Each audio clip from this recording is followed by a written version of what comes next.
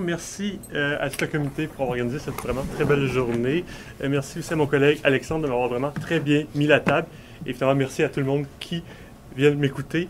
C'est vraiment une conférence bonbon qui me replonge directement en enfance. C'est probablement une de mes premières sagas que j'ai vraiment adoré. Donc ça fait plaisir de vous parler de son dernier opus. Je brise tout de suite le punch, j'ai adoré le film. C'est probablement le plus beau cadeau de Noël que la vie pouvait me faire à ce point-là. Donc ça va vraiment me faire plaisir de vous dire pourquoi. Et si éventuellement il y a des personnes qui l'ont détesté, ça va me faire plaisir de jaser avec. J'ai plusieurs amis qui l'ont pas du tout aimé et ça fait de très belles conversations. Donc, la sortie de la super production Star Wars épisode 8 de la Jedi de Rian Johnson constituait l'un des événements culturels les plus attendus de l'année 2017. L'attente a été en outre dynamisée par une seconde bande-annonce particulièrement révélatrice et je me souviens que j'avais regretté de l'avoir d'abord regardé avant de voir le film. Outre les questions laissées en suspense à la fin du 7e épisode de Force Awakens, nous pouvions nous interroger sur la position trouble du maître Jedi Luke Skywalker et sur l'éventuel basculement de la protagoniste Rey aux côtés de l'antagoniste du 7e épisode et ancien Jedi Kylo Ren.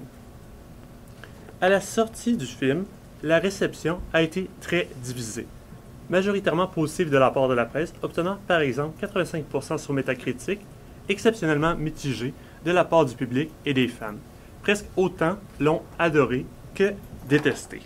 Tandis que Mathieu Ligoyette le considère comme le meilleur Star Wars avec A New Hope et Empire Strikes Back pour des raisons entièrement différentes, pour des raisons parfois même assez radicales, en publiant sa critique sur Panorama Cinéma qui est vraiment excellente. Plusieurs fans expriment sur YouTube notamment comment l'épisode a ruiné la saga. Une pétition est immédiatement lancée après la sortie du film afin que celui-ci soit retiré du canon. Je vous lis la pétition qui expose plusieurs griefs des fans. L'épisode 8 est une parodie. Il détruit complètement l'héritage de Luke Skywalker et des Jedi. Il détruit les raisons les plus importantes pour lesquelles nous, les fans, nous aimons Star Wars. Cela peut être corrigé. Tout comme vous avez effacé 30 ans d'histoire, une référence à l'univers étendu de Star Wars, nous vous demandons d'en effacer une de plus, celle des derniers Jedi. Effacez-le du canon. Sortez l'épisode 9 et refaites l'épisode 8 proprement pour rétablir l'héritage, l'intégrité et le personnage de Luke Skywalker. Plus de 100 000 personnes ont par ailleurs appuyé cette pétition. Il en existe de nombreuses autres, notamment une que je trouvais particulièrement drôle, proposant que Porn's Up soit renommé Porgs Up, les May the Force de chaque année. Mon analyse va s'intéresser à la composition narrative de The Last Jedi.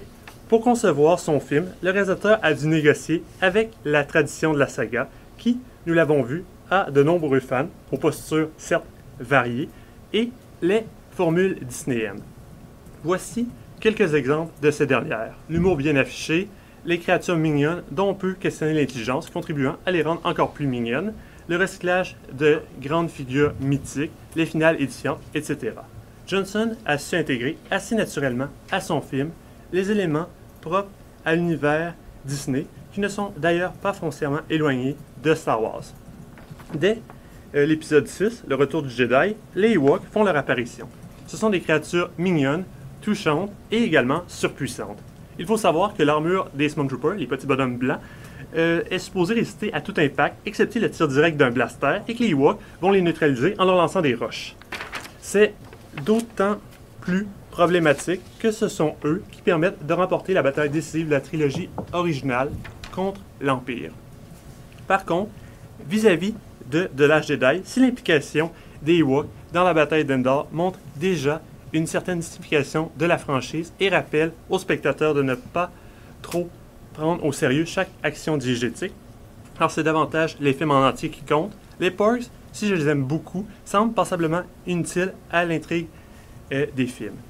Les Ewoks possèdent leur propre civilisation et la scène où Nanta meurt, image en bas au centre, est particulièrement marquante, malgré peut-être à cause de sa simplicité.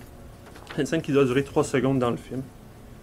Le Sage critique, dans son évaluation sur YouTube, s'amuse de la prolifération quelque peu abusive des porgs, rebaptisant le film A Porg's Tale. et j'ai fait cette diapo pour Megan en particulier, même si la critique adornienne de la marchandisation d'éventuelles peluches peut difficilement être contestée, les plaintes du pauvre Chewbacca face à l'invasion et à la nidification des Porgs à bord du Faucon Millenium, l'une des plus anciennes icônes de la saga, semble devoir représenter la réaction des fans maugréants vis-à-vis des changements dans celle-ci. Chewie ne peut pas se résoudre à en manger un, tandis que les autres l'observent avec leur air si mignon, étant ainsi amené à réfléchir à la portée de ses actions, car toute résistance n'est-elle pas futile face aux Porgs? Cette parenthèse sur les Porgs achevée, revenons au 6e épisode, qui repose sur un jeu de reprise et de démesure, tout en s'ouvrant à un public plus large, dans une logique de super-production contemporaine. Une nouvelle étoile de la mort est conçue secrètement. Le maître de Darth Vader se dévoile comme étant encore plus terrible que son disciple, avec cette répicule en début de film de Darth Vader. L'empereur n'est pas aussi indulgent que moi. Darth Vader étant reconnu pour sa très grande intelligence et tuant 2 de ses officiers dans le film précédent parce qu'il les trouve pas assez efficaces. L'arrivée de l'empereur demeure une scène mémorable, illustrant visuellement et musicalement la puissance impériale. Le film clôt alors la saga avec des réjouissances célébrant l'harmonie finale où tous les personnages ont résolu leur conflit. Le Retour du Jedi n'est par ailleurs pas le seul film de la saga à intégrer plusieurs formules disneyennes bien avant le rachat de Lucasfilm par Disney. La menace fantôme en abuse et rarement en bien. The Last Jedi dialogue de façon active avec les éléments des Star Wars qui l'ont précédé. Cette saga est vaste. En plus des films, d'autres médiums permettent d'approfondir les personnages et leurs histoires. La première image illustre l'univers construit à travers la trilogie originale qui constitue la base de la saga. Ensuite vient la prélogie où est élaborée la relation entre Obi-Wan Kenobi et Anakin Skywalker qui va devenir Darth Vader. La deuxième image montre bien comment cette nouvelle trilogie étend la première. La troisième image expose comment l'univers ne cesse de s'étendre à partir de l'errance initiale de 2 droïdes sur une planète désertique qui vont rencontrer un fermier de la lignée des Skywalker. Mais l'analyse des différentes trilogies ne peut venir qu'a posteriori, la sortie de chaque nouvel épisode à partir d'un nouvel espoir, qui constitue par ailleurs le deuxième plus grand succès au box-office de l'histoire du cinéma en tenant compte de l'inflation, est abondamment commenté de manière à observer comment il s'intègre au film précédent. J'ai déjà évoqué plusieurs caractéristiques du 6e épisode. La réception de l'Empire contre-attaque, la suite d'un nouvel espoir est autrement intéressant. Alors que l'épisode 5 est le film le moins apprécié de la trilogie originale au moment de sa sortie, considéré trop sombre, trop dur envers ses héros, il est pratiquement toujours considéré aujourd'hui comme le meilleur épisode de la saga, offrant une habile variation du premier film en développant ses personnages. Ce qui m'amène à vous présenter le schéma d'un fan. Si je n'adhère pas au qualificatif utilisé, je suis assez d'accord avec son positionnement des différents films. On peut assurément reprocher au 7e épisode de reprendre la structure narrative d'un nouvel espoir. On a le début sur une planète désertique du héros ou l'héroïne orphelin. Ensuite, la fuite à bord du Faucon Millenium, la mort de la figure incarnant le passé et finalement la destruction de l'arme ennemie toujours surpuissante. Et dans The Last Jedi, on est quelque peu surpris de la réponse après 2 ans d'attente. Je rappelle que la Force Awakens s'achève avec Rey se tenant devant Luke Skywalker que la Résistance tente de retrouver pendant tout le film, lui tendant son ancien sabre laser qui est également celui de son père Anakin. Luke saisit l'arme et la lance au loin. D'emblée, le réalisateur se positionne face aux reliques de la saga en jouant avec la réaction des fans. Cela ne signifie pourtant pas une rupture avec la tradition de Star Wars. Ne serait-ce que dans les scènes entre Luke et Rey, on retrouve son X-Wing immergé dans l'eau, comme sur Dagobah, et que la force permettrait de faire ressurgir le parcours que doit suivre l'apprenti comme métaphore de sa persévérance, le parcours que doit... le questionnement initial quant à sa motivation, la magnifique scène de la caverne avec la question du miroitement, cette idée que c'est soi-même qu'on affronte et ses propres sentiments, sa propre détermination. Ce sont tous des éléments qui font partie de l'entraînement de Luke par Yoda dans l'épisode 5. Le passé étant évoqué qu'on est à peine surpris de voir surgir le fantôme de Yoda et proférer sa sagesse éternelle. Ce qui compte n'est assurément pas les livres fondateurs des Jedi, qui contiennent des textes passés, déjà connus, un peu à la manière des encyclopédies des fans de la saga qui tentent de rassembler tout le savoir sur l'univers. C'est bien davantage l'esprit de la saga qu'on retrouve à travers les personnages et leurs réactions face à de nouvelles situations désespérées. Ce sont eux les porteurs des idéaux de la franchise. The Last Jedi éprouve ses héros, exposant la faillibilité de chaque membre du nouveau trio héroïque en retravaillant des caractéristiques du trio original. L'assurance extrême de Han devient de l'arrogance et se manifeste par un comportement toxique chez Poe. Il va par exemple expliquer son travail à Leia. Quand on lance une attaque, il faut la mener jusqu'au bout, qui lui rétorque qu'il y a des problèmes qu'on ne peut pas résoudre en sautant dans un X-Wing. Cette réplique vient critiquer la simplicité de certains schémas narratifs qui, dans les récits, à la longue, pour en avoir lu des dizaines de livres de l'univers étendu, peuvent devenir aisément critiquables, soit l'improvisation miraculeuse des héros devant des situations hautement périlleuses. L'amiral Holdo, qui remplace Leia inconsciente, lui dit « J'espère que vous savez ce que vous faites » quand Poe se mutine avec quelques amis pilotes. C'est la même phrase que Leia dit à Han lorsque celui-ci s'enfonce à l'intérieur du champ d'astéroïdes dans l'épisode 5. Celui-ci répond alors « Oui, moi aussi ». Outre l'humour associé au personnage, la réplique dénote aussi son incertitude manifeste qui semble manquer à Poe. La mission dans laquelle se lancent Finn et Rose, deux autres membres de la Résistance, comprend une pléthore de variables indéfinies. En se posant sur la planète Casino, hautement sécurisée, ils laissent leur vaisseau, seul moyen de repartir dans une zone interdite. Ils doivent recruter un hacker exceptionnel en n'ayant rien à lui offrir, excepté l'argument que ça aiderait la Résistance, qui sont les bons, et qui deviendrait donc lui-même un bon.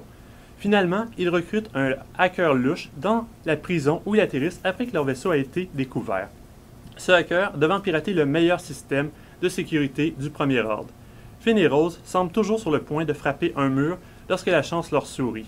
Finalement, elles tournent dans le vaisseau principal du premier ordre, ils sont capturés et le hacker, qui a écouté Poe, Finn et Rose parler, dévoile le plan de l'amiral Holdo, c'est-à-dire de faire fuir la Résistance à bord de petits vaisseaux invisibles au premier ordre.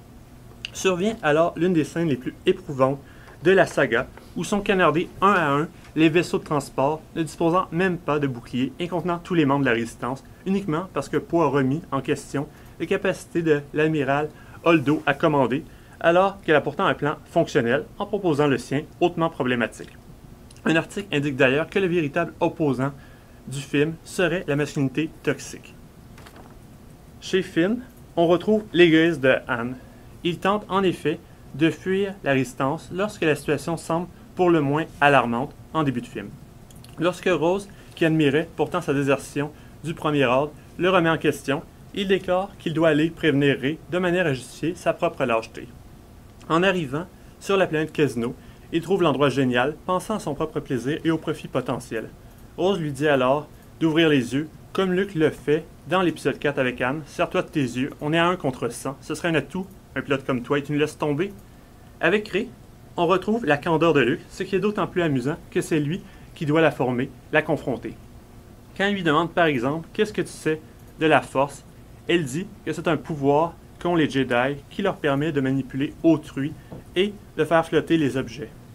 Il lui répond que c'est impressionnant. Il n'y a pas un seul mot de vrai dans cette phrase. Il va réutiliser d'ailleurs la même réplique avec son ancien élève, Kylo Ren, à la fin du film. Avant d'aborder mon personnage préféré de cette trilogie, je vais mentionner un cas de transmission positive de Leia à Holdo. On retrouve la force, le courage, la foi, l'abnégation, la fermeté, l'empathie et beaucoup d'autres qualités de Leia en Holdo. Peut-être simplement parce que Leia était auprès d'elle pour lui enseigner ces choses, tandis que les deux hommes ont fui leurs responsabilités, incarnés chez Han par les chasseurs de primes, chez Luke par Ben Solo, alias Kylo Ren. Dans l'épisode 7, Kylo Ren veut poursuivre l'œuvre de son grand-père Darth Vader. Il revêt même un casque, alors que lui n'a aucun problème de respiration, contrairement à Darth Vader, qui tombe dans la lave et qui est quelque peu abîmé. Cela fait dire à Snoke, le nouvel empereur, au début de Last Jedi, tu n'es qu'un enfant avec un masque. Kylo Ren fait alors une nouvelle petite crise, comme dans l'épisode 17, et fracasse cette fois le casque iconique dans un ascenseur. À travers la posture nihiliste qu'il développe, il tente d'échapper au principe de binarité régissant son univers diégétique et s'illustrant par la force. La nécessité des ténèbres pour voir la lumière, tout l'aspect visuel du film travaillant énormément cette tension entre lumière et noirceur. Il tient absolument à abolir le manichéisme des Jedi et des Sith, même si cela doit l'entraîner définitivement du côté obscur. Toutes ces vieilles choses doivent s'éteindre, Snoke, Skywalker, les Sith, les Jedi, la rébellion, qu'ils meurent tous. En proposant à Rey d'instaurer un nouvel ordre dans la galaxie, il se retrouve à prendre le chemin le plus facile, le plus séduisant, de manière tellement plus convaincante qu'Anakin dans Star Wars épisode 3. J'étais vraiment tellement réjoui, se rapprochant ainsi plus que jamais de Darth Vader. Ce dernier propose à son fils Luke de s'unir à lui pour gouverner la galaxie dans la scène la plus mythique de la saga. Ce qui importe dans ce film est bien davantage l'enseignement d'un mentor, qu'il s'agisse d'un exemple ou d'un contre-exemple, que les liens généalogiques ou les reliques du passé. Survient d'ailleurs en même temps l'implosion du sabre laser bleu de Skywalker que tentent d'obtenir à la fois Rey et Kylo Ren et l'héroïque sacrifice explosif d'Holdo, tandis que les vaisseaux de la Résistance sont canardés, donnant lieu probablement au plus beau plan du film. Ce qui compte autant dans les récits que pour la franchise, c'est l'émergence de grandes figures, de leaders, dont Luke et Leia continuent de constituer des exemples. Luke est le maître Jedi, une légende, comme le souligne Rey enthousiaste. Sa seule présence est capable d'arrêter une armée, rappelant un certain docteur. Luke s'est, malgré tout, exilé après son échec avec Ben Solo, qui devient Kylo Ren par sa faute. Voyant la puissance de l'enfant et le danger qu'il représente, il imagine un bref moment l'éliminer pour éviter qu'il ne puisse devenir un nouveau Vador, se laissant séduire un instant par le côté obscur et son chemin le plus court. L'enfant, apercevant son maître, qui semble prêt à le tuer, en reste quelque peu traumatisé. Il est vrai qu'on est assez loin du Luke de l'univers étendu, qui dirige son école à la manière de Charles Xavier dans les X-Men et qui n'intervient que lors des crises majeures. Pourtant, Luke a toujours été impulsif, échouant d'ailleurs son propre test dans la grotte. Il passe très proche de succomber au côté obscur dans le retour de Jedi, lorsque, craignant pour sa sœur, il se laisse gagner par la peur qui se transforme en colère. Il attaque alors avec toute sa rage Darth Vader, au plus grand plaisir de l'empereur. C'est seulement en voyant la main coupée de celui-ci, robotique comme la sienne, qu'il voit l'aspect cyclique de la situation. Il est en train de basculer, comme son père, avant lui, du côté obscur, et qu'il parvient à renverser le processus, préférant alors se désarmer devant l'empereur que de combattre et de risquer de succomber à nouveau. Dans la trilogie de bande dessinée Dark Empire, sortie de 91 à 95, Luke bascule d'ailleurs un moment complètement du côté obscur. Il s'agit probablement de l'histoire en bande dessinée la plus importante de la saga, citée aux côtés de la menace qu'a représentée Thrawn en début de la trilogie, l'Académie Jedi, et constituant également le dernier tableau du jeu vidéo Ox Squadron.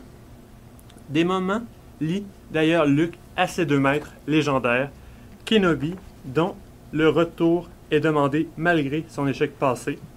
R2D2 lui remonte le message de Leia à Kenobi de l'épisode 4 pour essayer de le faire réagir, et Yoda, dans la mesure où malgré ses réticences, il commence la formation de Rey.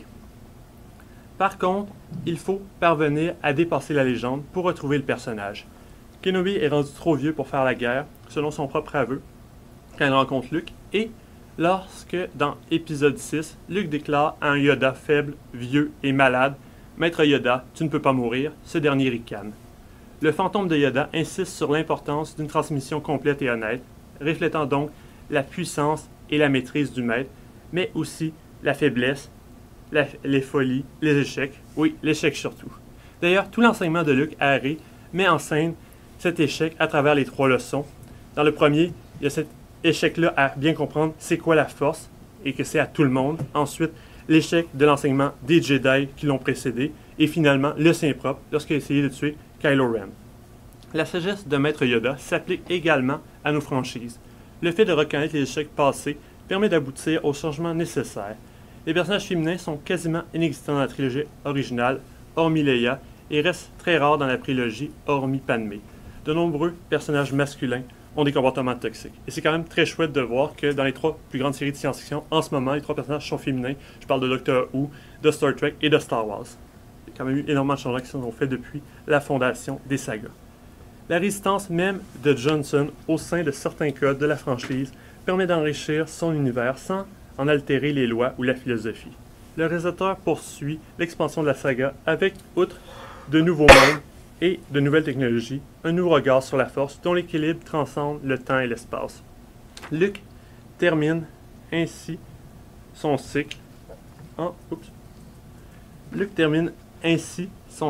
revoyant les 2 soleils de sa planète natale après s'être projeté devant Kylo Ren de manière à éprouver sa colère et permettre aux rebelles de fuir.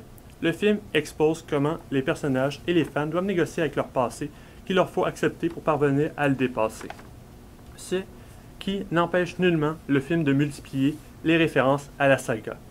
En produisant une œuvre personnelle qui porte un nouvel éclairage sur Star Wars, le réalisateur teste l'élasticité de ses codes et la flexibilité du public, avec des personnages questionnant ouvertement la structure de la série et l'action de ces héros intrépides.